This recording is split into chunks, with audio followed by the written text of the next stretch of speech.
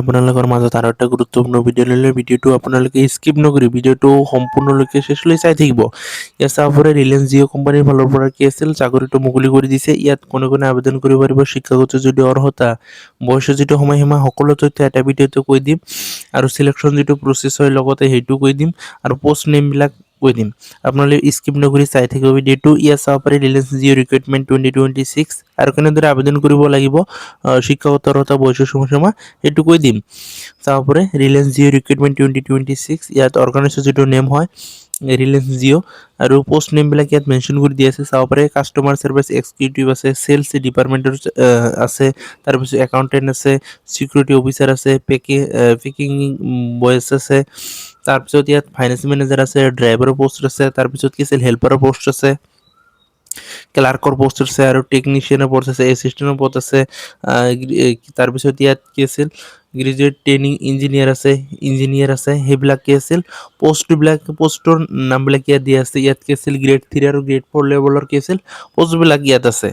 ইয়াত কি আছিল শিক্ষাগতৰ ভিত্তিত হিচাপত সেইবিলাক কি আছিল চাকৰিটো দিয়া হ'ব।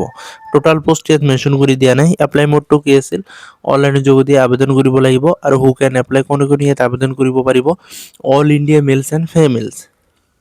তাৰপিছত ইয়াত আছে ৰিলায়েন্স জিঅ' ৰিক্ৰুইটমেণ্ট 2026 যিটো চেলাৰী হয় ইয়াত মেনশ্যন কৰি দিয়া নাই।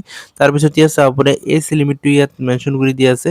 মেক্সিমাম যিটো এজ হয় 18 আৰু কি আছিল মিনিমাম যিটো এজ হয় 18 আৰু মেক্সিমাম এজটো ইয়াত কি আছিল লিমিট ইয়াত ন' লিমিট ইয়াত কি আছিল যদি 40-45 হৈছে তেনেহ'লে এই বস্তুটো আবেদন কৰিব পাৰিব।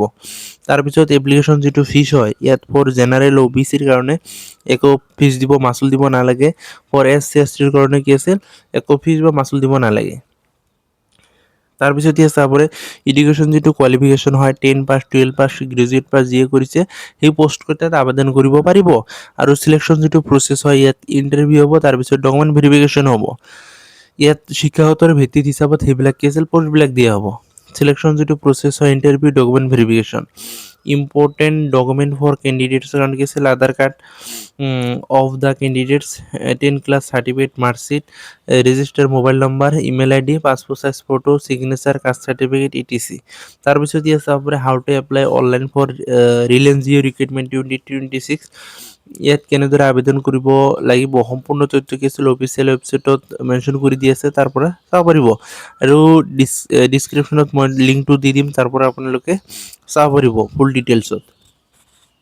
আৰু এটা কথা, আপোনালোকে যে ফাৰ্ষ্ট টাইমৰ কাৰণে ভিডিঅ'টো চাই আছে, চেনেলটো যদি এতিয়ালৈকে ছাবস্ক্ৰাইব কৰা নাই চেনেলটো ছাবস্ক্ৰাইব কৰি ল'ব, ভিডিঅ'টো এটা লাইক এটা কৰি দিব, কিয়নো সকলো ধৰণৰ কি আছিল জব ইনফৰমেশ্যন ভিডিঅ' আপোনালোকৰ কাৰণে ডেইলি এটা দুটা দিয়ে থাকোঁ আপোনালোকৰ সুবিধাৰ কাৰণে। হ'ব নেক্সট আৰু এটা ভিডিঅ' আনিম।